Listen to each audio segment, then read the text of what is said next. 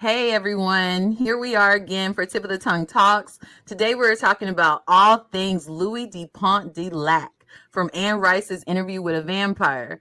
So let's go ahead and go into our intro.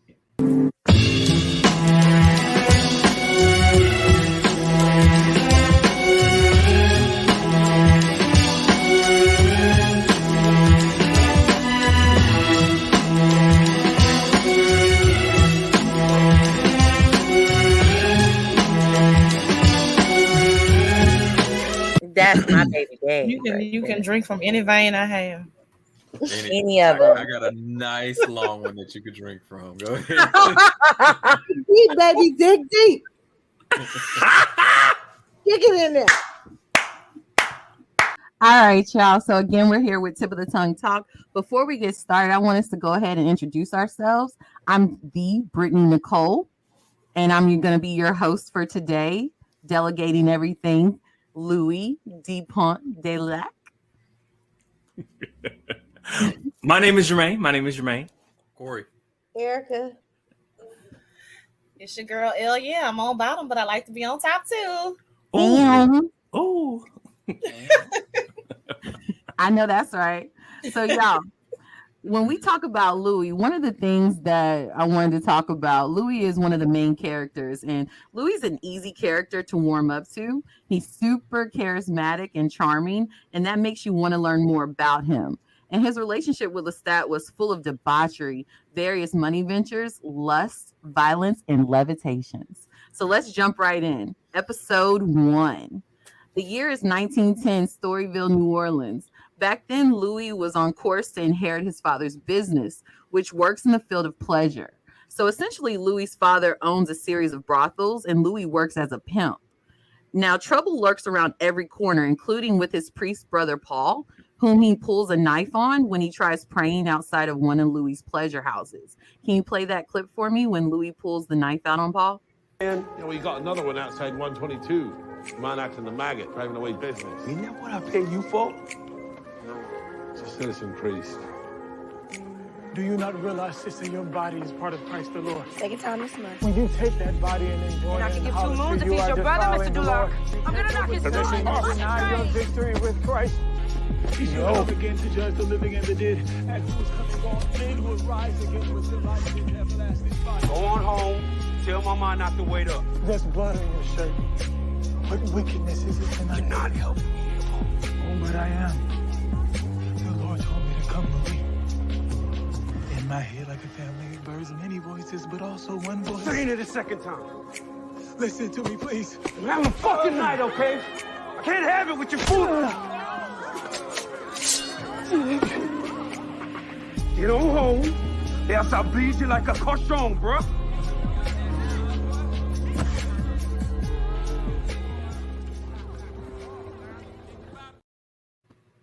All right, that was powerful. So, in y'all's opinion, what is the importance of this moment between Louis and Paul? Hell yeah.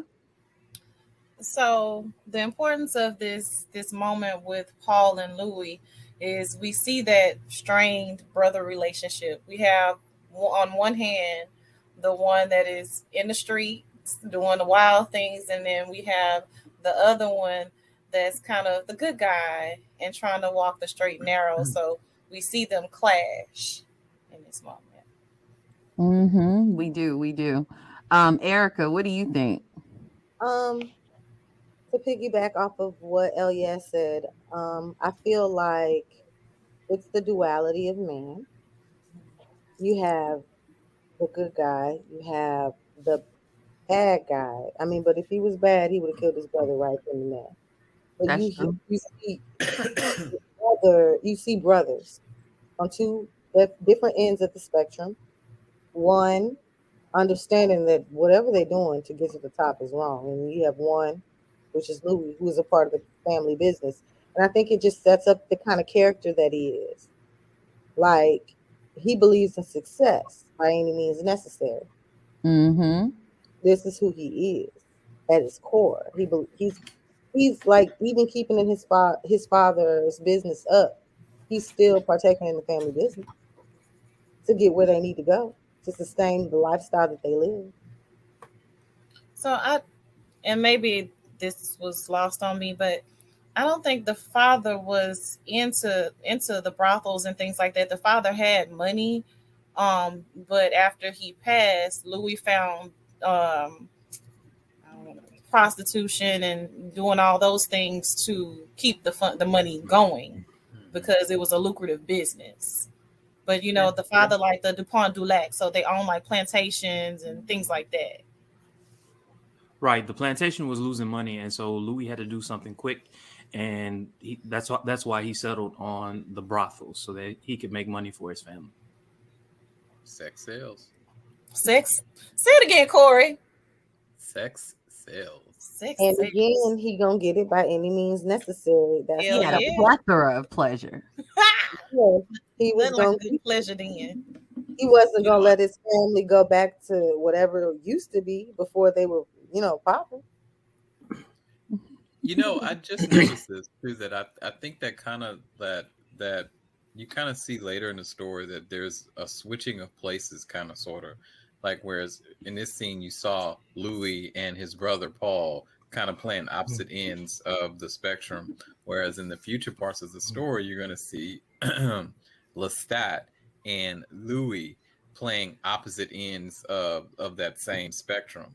And I kind of wonder if they did it on purpose, kind of a foreshadowing, because it's almost if they like Louis completely switches places, and he becomes the one that's the opposite of the other, so to speak. Yes, Corey. Yeah. That's a great connection. Fuck It's like Louis. Hey, Was Hey, y'all. Hey, Fifi. welcome. Corey, that was an amazing connection. It was. I just thought of it. Like, and I don't know why we never thought of that before, but He didn't appreciate his humanity until it was gone. Right. Hello. Right. Good. Yeah. H-Town Fifi. Yes. What do you think about the importance of the scene whenever Louis pulls the knife out on Paul? You remember that part? I thought that was really, I think, first of all, I don't think I remembered that it was his brother at first, but I think that he did that to show like that he was the one with the power, and like I'm the one in control, I'm the one with the power, like listen to me, and ultimately I'm trying to save your life right now because you not for the streets like I am. And so because he was like super Christian and stuff, like it's almost like he didn't have street smart, and he did that as a way to protect him.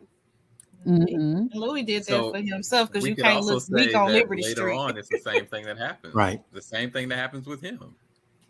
Now, y'all, during that part of episode 1, whenever Louis pulls the knife out on Paul, who was watching and why was he watching so intently? What do you think that Lestat saw when he was watching Louis in that moment that made him so intrigued? His nature was rising.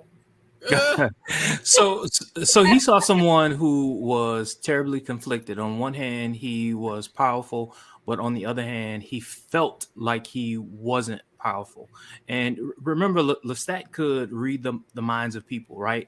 And especially if he connected with Louis, he was 9 times out of 10 he was reading his thoughts in that moment, and he could see that in Louis. And I still assert that he saw himself when he looked at Louis. You know what? I think that like I remember him saying like Lestat was like I guess he was narrating to himself that like it was interesting that Louis did that, being a black man during this time. Like black men just didn't have that type of power. So I think that really intrigued him because he was like, wait a minute, the fact that he's even doing this right now was like kind of sexy to him, but also it made him think like, who is this man that even the white men around here aren't doing anything to him since he's over here like being super aggressive like that. I also What think do you he think, was attracted Erica? to his humanity too. I only that which he disagree. had lost. Oh, I'm sorry, Corey.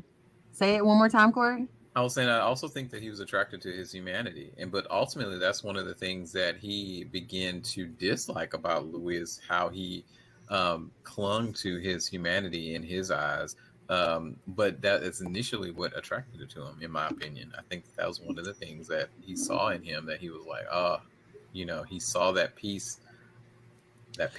No, he saw that piece of himself.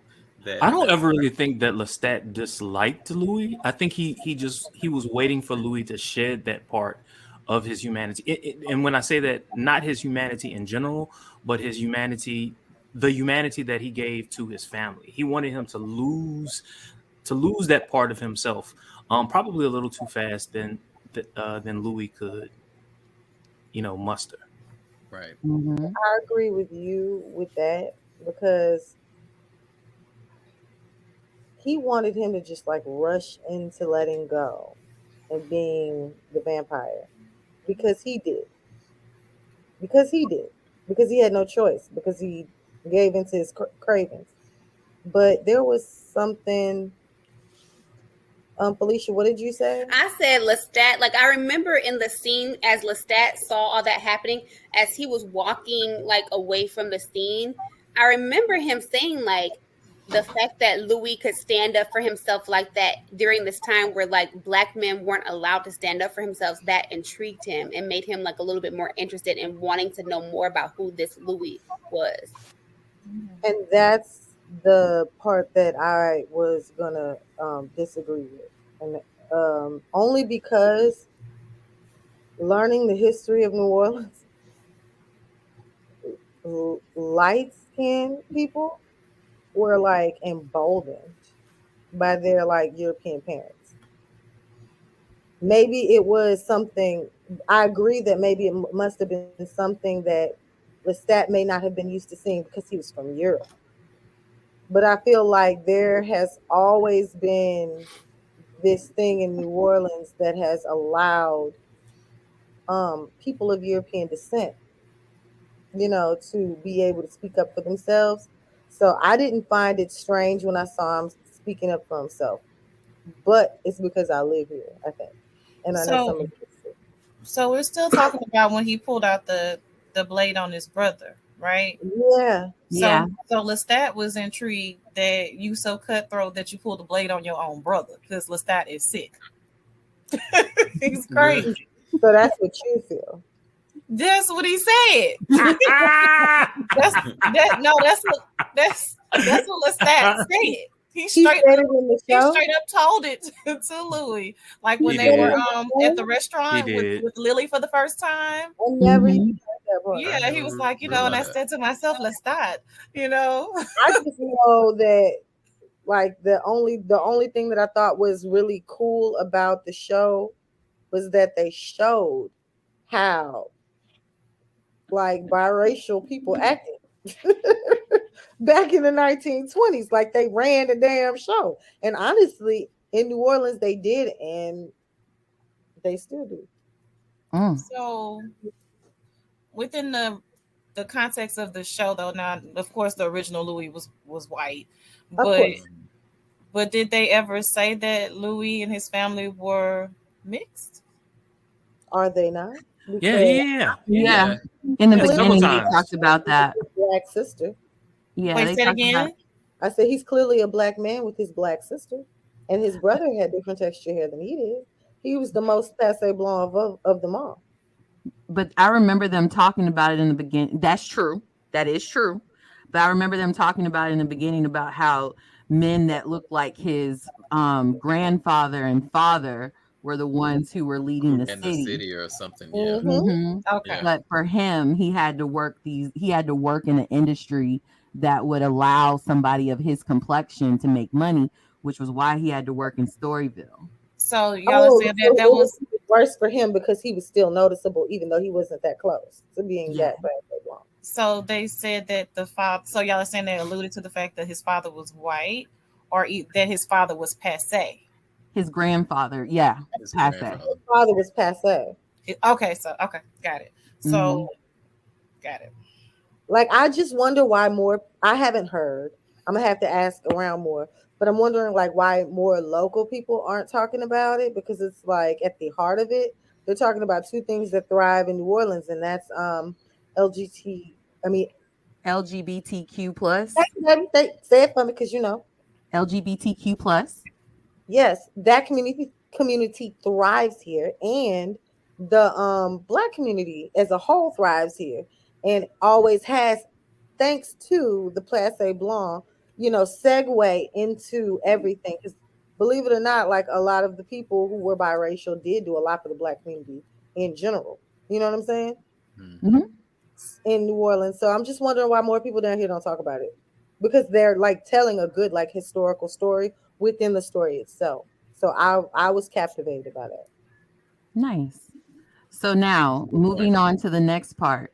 In episode 1, it's also when Louis becomes a vampire. Can you play the clip where Louis becomes a vampire for me, please?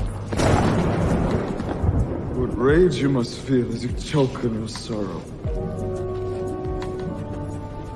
The first time I laid eyes on you, your beautiful face, I saw that sorrow. I did not know how it got there or why. It was so voluminous. I can take away that sorrow, Louis. I can give you that death you bent your feeble, blind, degenerate, non-existent God for.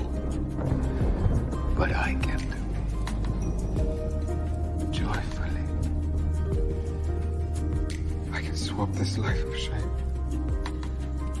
Swap it out for a dark gift and a power you can't begin to imagine. You just have to ask me for it. You just have to nod your beautiful head and say yes. I love you, Louis. You are loved. I send my love to you. And you send it back round to me. And this circle, this home we barely had a glimpse of. No, it frightens me as much as it does you. It is difficult to explain how his words disarmed me, how efficiently succinct and impenetrable his argument was. All my conceptions, even my guilt and my wish to die, seemed utterly unimportant. And I completely forgot myself and the barbaric scene that surrounded me.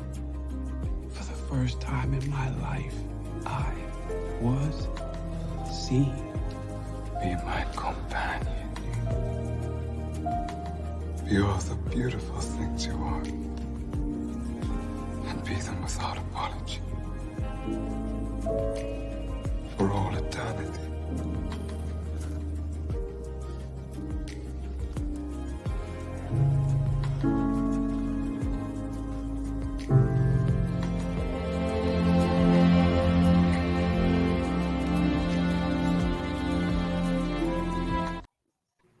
Woo!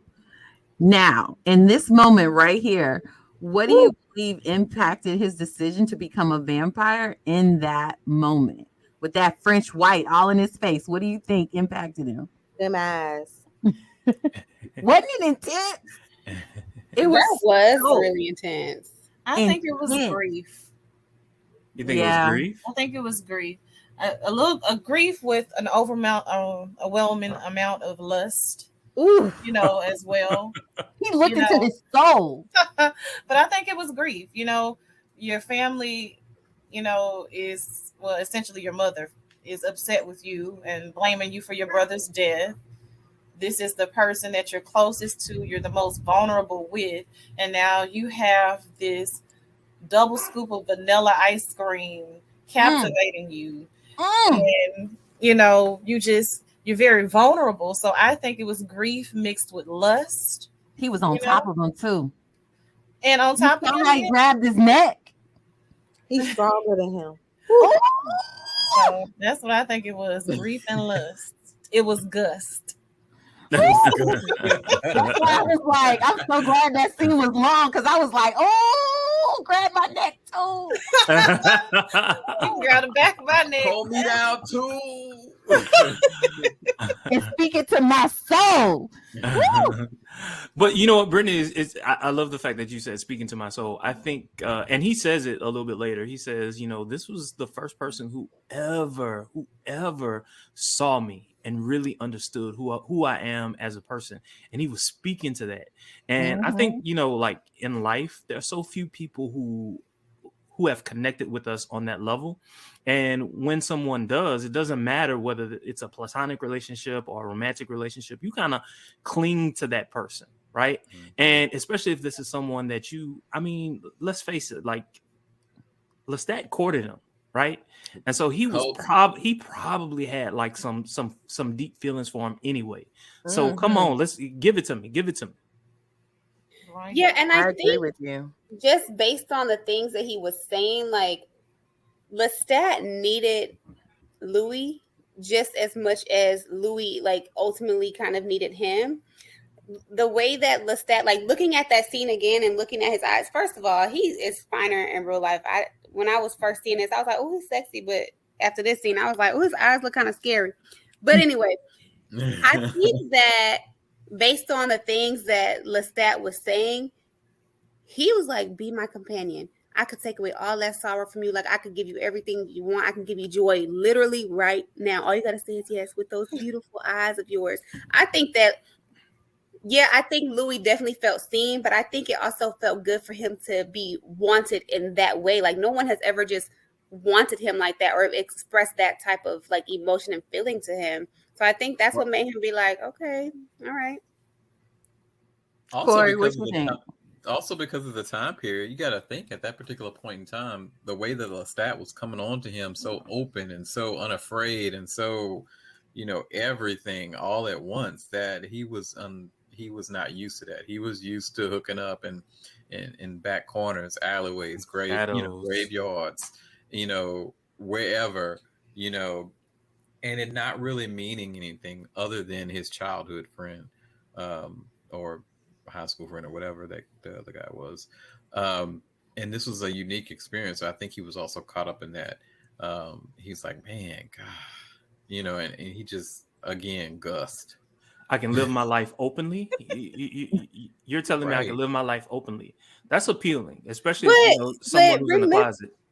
But even though he was in the closet, didn't he say though at one point like he never seen himself as gay? At that point, right? At that point. Okay. I think he just thought he kind of messed around, or that he had, you know, flings or whatever. Okay. I don't know if I don't think these he passing recognized, feelings. Yeah, I don't think he recognized that that could have been his lifestyle choice at that time, because he had not met someone like Lestat that was willing to go that extra step. And then I think that is the beginning where it opens the door for him to realize, you know, oh my God, you know, I can have more. You know, there's more that I can have. There's no glass ceiling. Correct. Mm-hmm. I also say one thing. Yeah. He recognized the bad boy in him and didn't reject it. And don't laugh at me. No, that's a nice segue for L. Yeah. Like, he be wanting to kill people too. He be wanting to get mad and like hurt people too. And it was like, damn, he see that I be wanting to like hurt somebody. And he still want me. Did you say hurt somebody? Defend myself. Can we get on top of that? Like, and then it doesn't scare you away. It draws you near. There's something really sexy about somebody who accepts your darkness as well as your light. Because everybody wants the light. Oh, you're so good, or you're so nice. Oh, I love you so much. You're so happy. You're so bubbly. You're so prayerful. Oh, you're so this. You're so that. You're so great. They don't never say you're a bitch and I love it. They do. They say it. I know you do. At certain times, yes, you do. Yes, you do. But not you in particular. I'm just saying, don't allow people to have the villain inside. And I feel like that's why I always like love the villain, because I'm like, y'all, life requires a lot of goodness. That's true. A lot of You know, like do the right thing, be the right person. I think that's why I always love the villain, because it's like, God, wouldn't it be good just or like, you know, you know, and So, somebody sees that in you and they're like, yeah, baby, I love you anyway. Okay. so what I hear you saying is much like our sister Eve in the garden. We crave chaos. We do. We crave someone chaos. accepting when we make mistakes with chaos. That's all I'm saying. I think all of us do to an extent, because I also Yes, look for the villains And in chaos general. look appealing. Woo. Hell yeah. Sometimes, Especially if it also depends on your mindset. If you're someone that never looks for that sort of thing, and that's not who you are, as a person. And then when you see the other, you're gonna be like, damn, I wish I could be that, and you find it, Like, boy, this man gonna drag me straight to hell, but it's gonna be a ride. I was thinking Beyonce song when I saw that. Even though we in a ride next to you. Look, Fifi, look at her. She ready to have a whole concert. Come on, girl. This is not that show. It's not. This is not the Beyonce Stan show. It's not. You see my darkness, and it's okay, child. Please. Now, y'all. So with the ending of episode 1, we now see Louis embarking on a new journey as a vampire. So episode 2, Louis discovers his newfound powers and feelings as a vampire. And this episode essentially works as an initiation of sorts, with Lestat teaching Louis the ropes, which indirectly helps us to understand his plight and what being a vampire actually entails. Can you please play Can't Go Home? For our next carpet, I'm thinking Persian. Arabesque, maybe. We certainly need a more efficient way of ridding the waste. The first time is the most unwieldy.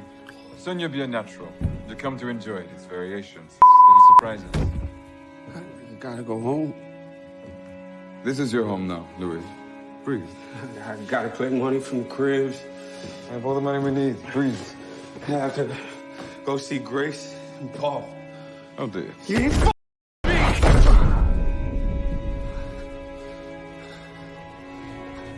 I need to go home.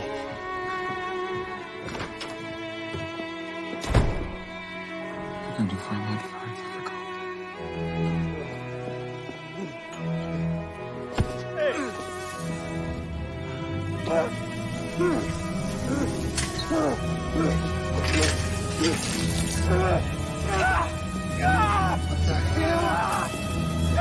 Hey, now.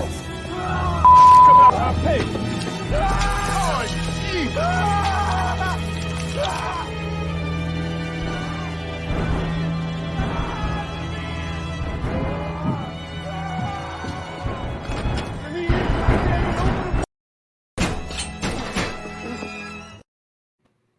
Woo. So, y'all, how does this moment shape Louis and affect him, knowing that he can't go home? That's when the child learns that the stove is hot by touching it. Because Lestat did not have any sense of urgency and rushing to him, trying to be like, hey, don't go outside. You wait until he leave and you whisper. You're gonna find it real difficult. I think he was traumatized by that. The fact that he couldn't continue to do. See, Lestat never explained to him, okay, yes, I could give you all these good and wonderful things, but what you have to give up is this. What's the cost? Those words never came out of his mouth. The truth comes out the butt, and he ain't do that.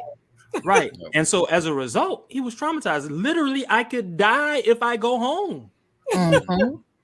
If I go to the corner store, I could die. Y'all, he didn't give him his last sunrise neither. That was bogus as hell. That's so true. That is so true. He didn't even. He didn't allow him to see the sunrise. That was kind of messed up. His last sunrise was Paul killing himself. Literally, that was like the beauty of Interview with the Vampire. Like the trauma and the darkness that they interwove into the story, and just kind of made you ache for Louis and the love. And the love. They gave us the both. trauma, the darkness, mixed with the love and the lust and There's the a lot of need. trauma bonding. Yeah, and that's a good one. Trauma bonding. Ooh, that's a lot to unpack right there. Mm-hmm. That was intense. Can you play My Club Mountain of Money? I'm the owner of the brightest club in the district.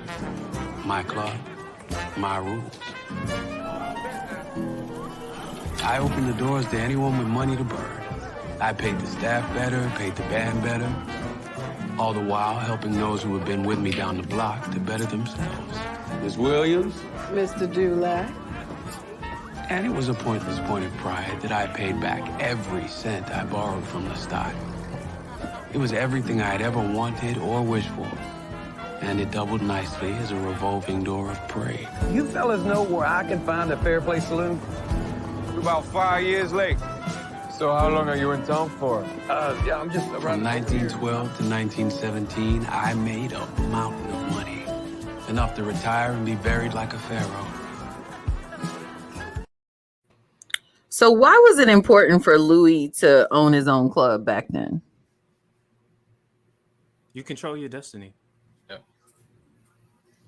Do you think that he ever felt like he was able to control his own destiny before that moment? No. I think I think prior to it was exceedingly difficult. He had to deal with this person. He had to deal with that person. It was almost like favors all along the way. If you give me this, I'll give you that. But by owning his own club, that kind of gave him some stature within New Orleans. And leverage and access to resources and access to people that had resources that would kind of take him seriously. You know, it just access. That's what he needed. It was access. So why do you think it was important for him to want to pay Lestat back? So ain't no white man gonna have leverage over me. Right. Give me no handout. Not only, but based on no loan. Might as well let him have the leverage over him. He had the levitation over him. Keep the leverage too. Look. No, but I understand. That's what we do at night. Okay, equal in the dark. You want to be on the top? Lestat said, "I'll let you have the top." I feel like Louis like to be at the bottom. Bedding down with him. All right, can you play No Family of His Own? You have to stop seeing them, Louis. I grow fearful of you if I haven't already. I can't do it. It's a rite of passage for all of us. If you love your family, as I know you do, spare them all the pain that you are causing them. Ain't never gonna have a family of my own, am I? No sons, no daughters. I'm your family, Louis. Throw me in the incinerator. Make another one. What a waste that would be. I have 2 centuries walked this earth and can report you have no twin. No one as angry, as stubborn, as unaccommodating, as maddening. It's all like trash to me. As loving, as dedicated, as thoughtful, as imperfectly perfect as you could become. You're a challenge every sunset Sunday, and I'd have it no other way. So what kind of impact did the loss of Louis' family have on his life? And how does it correlate with the loss of his humanity? I think it was the final straw. I think that it was the final nail that really kind of solidified to him that he may need to get away from Lestat. I think that's when he really started to realize, in my opinion, that something's not right. Something needs to change. I think it was the beginning for me. I also think that it represents his family, it is the loss of his humanity. There's no more ties for him in the human world at this point in time. Yeah, I think all up until then he was caught up in the rapture of Lestat, and The rapture of love. Okay, and he was craving his family, and to realize, man, I almost killed a part of my family. That is not right. That's not good. You know what I'm saying? And by not saying, but by saying that this is not good. I think that goes back to what we were talking about earlier when we were talking about religion. That made him closer to his religion. Anybody else? At this point, Louis is devastated. He's self-loathing.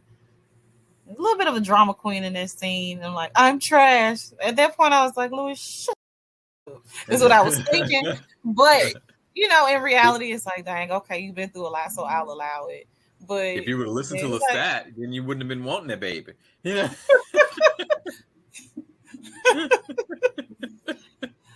Right. So I mean, essentially, I feel like this is a pivotal moment too that sends Louis down a road of making even more terrible choices, like creating Claudia. Right. Which was a terrible choice. So that leads us into episode 3. In episode 3 of Interview with a Vampire, it starts with Lestat and Louis discussing the nature of vampires and what their purpose is. So Lestat is happy to live in the moment and enjoy himself. But Louis, though, he's convinced that they're there for a reason and should use their powers to shape the world the way they want to. Can you play Eats Cat for me? Well, go on. Use your criminal biscuit. See how it tastes. Eat.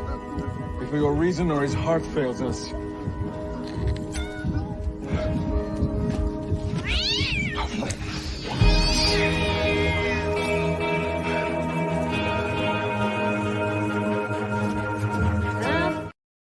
Oof.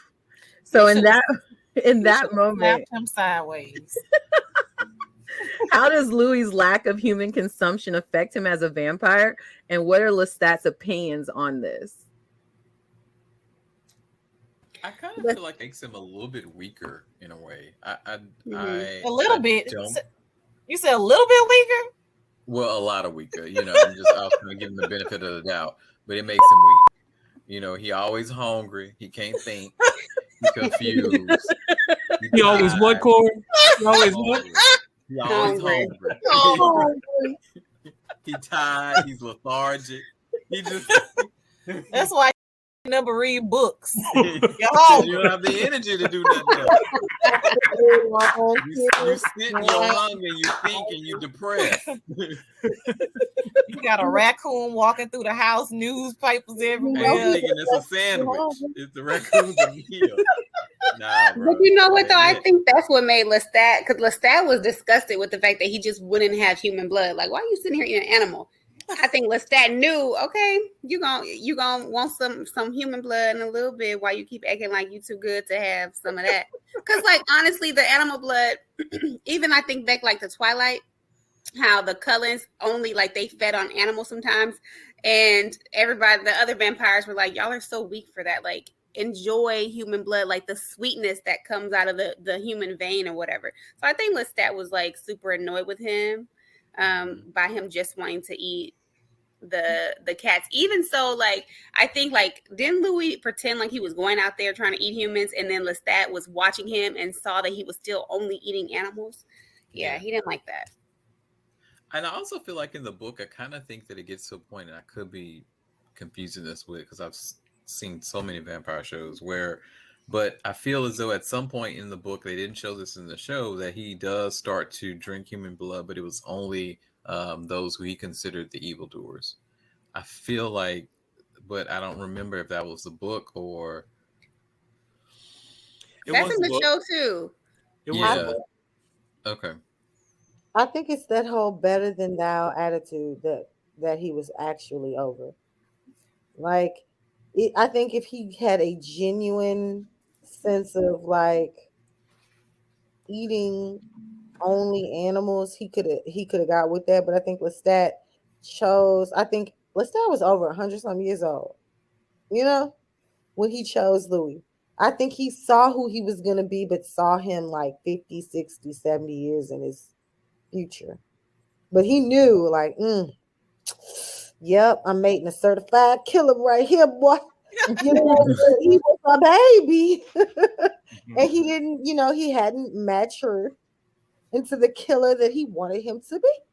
I would have been done with Louis because first of all, when I made you was not a vegetarian. Okay, let's be clear. As a human, I can guarantee you it wasn't no vegan gumbo that you was eating at the crib. It I know about 5 men you wanted to kill right now. So now that you're a vampire, you're gonna change your diet. Bearer of Men, I'm glad you said what you said earlier, because if you read the book Lestat, Lestat spent years where he did not drink human blood. He didn't. And so for Louis to forsake, I just think that Lestat just wasn't thinking about his own past and evolution. And I guess he just took for granted that Louis, because he was with Louis would just automatically just want human blood. But Lestat went through the same thing. He's far removed from They didn't talk where I'm at. Okay. They didn't talk about this too in the show, which is a good point. Is that later on they start, and maybe they bring it up in the next season, but they started to do something called the little drink, is what they called it. Empathy. Yeah. So it was just, they weren't draining people and ripping their heads off and pouring the torso over their throat like you've seen in some, but it was just little bits of drink where they weren't killing the person, but they were getting the sustenance that they needed. So maybe it resolves itself later. That issue. Didn't Anne Rice make those people like almost like connected to them though? When they did that, when they took a little bite off of them, the people just kept coming back to them. Oh, whenever a vampire feeds, there is like some intimate shit. Yeah, and that's why like so many of them are okay with giving the blood, because they get high off. Oh, like true without yes. letting them take a little like euphoria, but it's also kind of like ecstasy, I guess. They got it kind of mingles with sexuality and sex, and it's like a combination. I would have probably been a fang banger on True Blood. I ain't gonna lie. Me too. I'd never tell. Only for Eric Northman though. Listen, that's my baby daddy. You can drink from any vein I have. Any of them. I got a nice long one that you could drink from. Go ahead.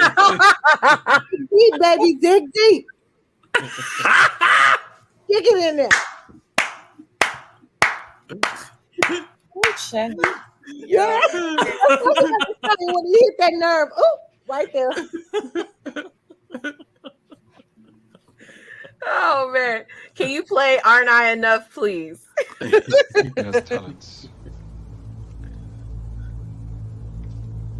Aren't I enough?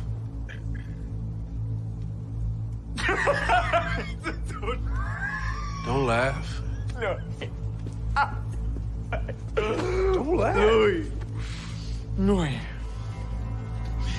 You have some squirrel. Don't. We'll be together 10,000 nights.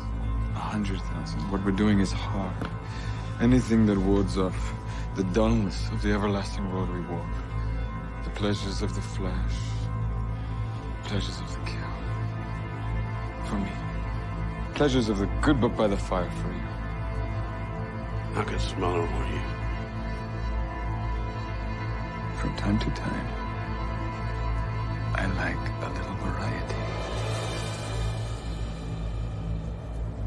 There. I said it. We're communicating so much better.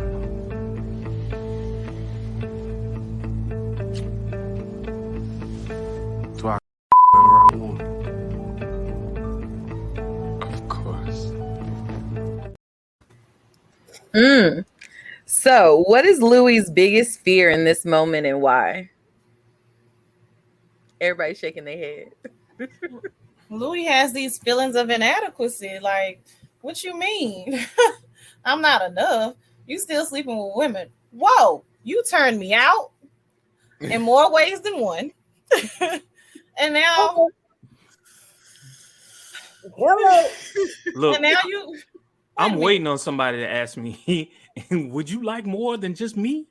Yes, I would. What's better than one? Okay. It's better than two. Great. When he said, I like me a little variety, I'm like, you know what? I feel you. You speaking to my soul. You speaking to my Right. soul. Oh, No. All good until the rabbit got the gun. Y'all know Until that. the It's all rabbit got good the The rabbit got the until the gun. rabbit got the gun. Now you want to be out here boots muddy and stuff. Follow, Yeah. lurking, Bringing all them soldiers to the house. lurking. okay. I can make you jealous too. Okay. No, it ain't even just about jealous. Lestat was full. Like, plain and simple. Lestat, that person, when they get their lick back, they don't fight fam. But honestly, it was Lestat laughing at him in his face, though. Like, you imagine big somebody fool. doing that to you in real life. You're like, am I not enough? And they just start laughing at you in your face. Right, like, man, I'm we leaving. are immortal. Hell no, you're not enough. Forever I'm is out a the long door. time. When they say forever, it's forever for real for us. Louis handled that like he was supposed to. Oh, I can go out and do what I want? Say less. Okay. I'm doing Let's tomorrow. go see. Let's go test that. Next scene. Next scene. Watch me, boo. Watch and watched them. Lestat. And I heard watch- your heart's dancing. He was mad. He was mad. He was I big didn't mad. tell you to He go was fall big in mad. love with the. He was big mad. Morning. Hell yeah. So you can get you a little go have your heart dancing and stuff. No. You want to go smash somebody you love. You extreme. And then he had on the uniform. Oh, you like uniforms? Huh? Wait, let's go ahead and play it then. Can you play Louis Takes Lover for the Night, please? Uniform. It's the moonlight.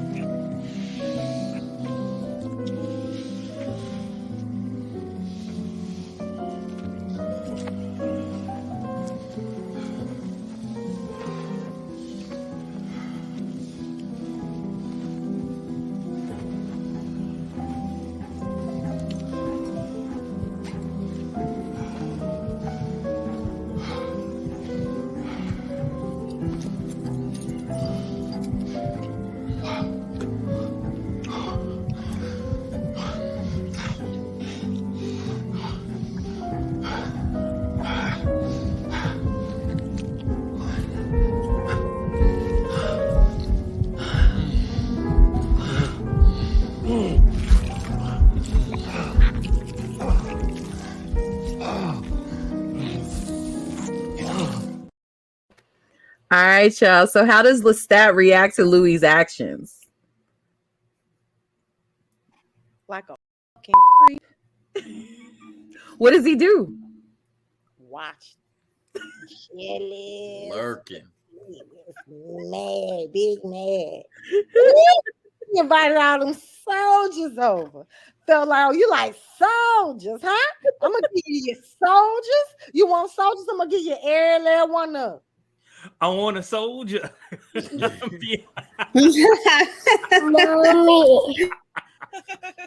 He said, oh, I got what you're looking for. You want soldiers? I got like 30 of them. How about that? Act like an all-out psychopath, predatory and petty. That's right. Predatory and petty. Predatory. Mm-hmm. I was kind of Possessive. disgusted. Can I? Oh, I'm sorry, what you? I was just saying that he was just possessive. That's all. Petty, It's predatory, and possessive. All that. I was mad as hell at Lestat because I was like, even in the vampire world, well, y'all some goddamn freaky freaks. And you love all the blood you can eat. And you do all kinds of salacious shit. You have the nerve. So want your cake and eat it too. You got The unmitigated gall. unmitigated gall. To want Louis to smash only himself while you got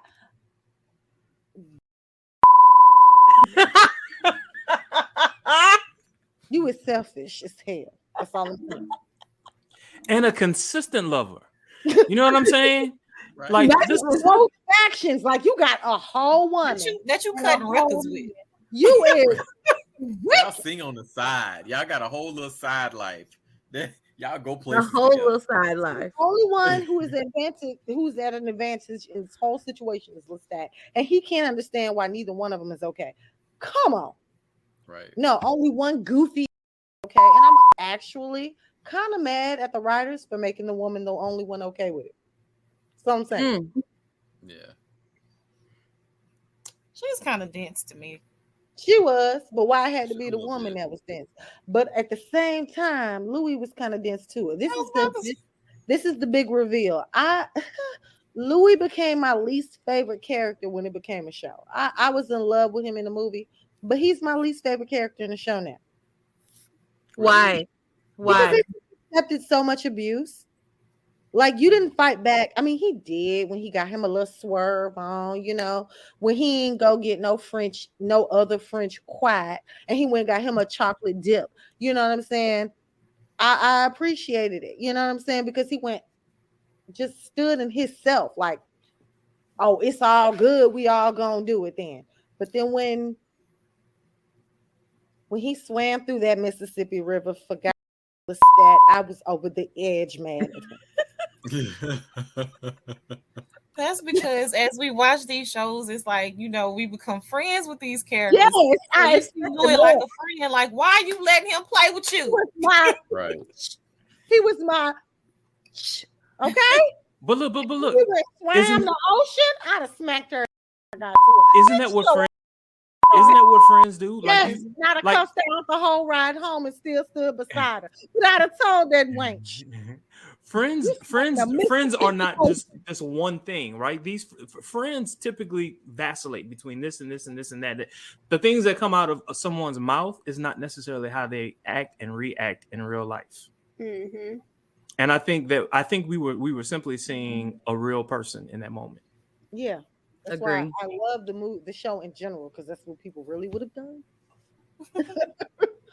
But at the same time, it'd have been all kind of stuff. Hell yeah. What do you think about Louis so far from what we've seen? I'm Team Lestat. And probably because in real life I would probably be more Louis. Me too, but me too. I think Louis just got a lot going on, and Louis is making the best poor choices. And I know that's an oxymoron. But I understand you 100%. I understand exactly what he's throwing, like I said earlier, grief and lust. It's to me, that's Louis in a nutshell, grief and lust, and you're making reactions based on those things. So, I like to watch Louis do dumb. I ain't gonna lie. It makes for good, honest TV for me. It does. Like, he's vulnerable.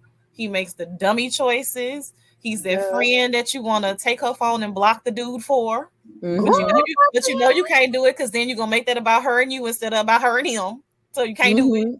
Why you blocked him? I can't talk to you no more. You just gotta let it play out. So it's like watching Louis is like watching it play out with a friend. Like, I love you, but you'll know when you had enough. Corey, what do you think about Louis so far from what we've seen? This Louis is a little bit different from the Louis in the books, but not so different to where I don't recognize the character. He is not quite as self-loathing as the Louis in the books, but I can still see it. But it still makes me want more from him, or for him, I guess you would say. But he is definitely, Lestat is still one of my favorite characters. I mean, they call him the Brat Prince for a reason. Louis, I think, is an important character, but I really think that the story ultimately is about Lestat. Honestly, I think Louis is important, but I think the story is going to be more about Lestat. just because of how Anne Rice, that's her favorite character in the series. So, Louis is just kind of the side piece of the meal. He's a side for the meal. He's a good side, but ultimately, I don't think that the story is really about him.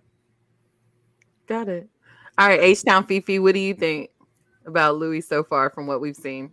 I like Louis so far, and I want Louis to win. And the only reason why, because I feel like we all, well, I can't speak for everybody, but I feel like myself, I've been a Louis before. And like Lestat, like I wish I had his balls, right? To do and say some of the things that he says and like really not give I'm sorry, YouTube, not care. But Louis, I really like him. Like the thing that made me really just really love him is when everything happened with Claudia and all the other vampires around different states heard him calling out for her for so long, right? To where they were tired of Louis too. They're like, what did he do to you to make you like to make you not reach back out to him or like talk to him? But his love for her and him just wanting to make things right is what made me be like, okay, he's like a good person. But I do agree with Corey.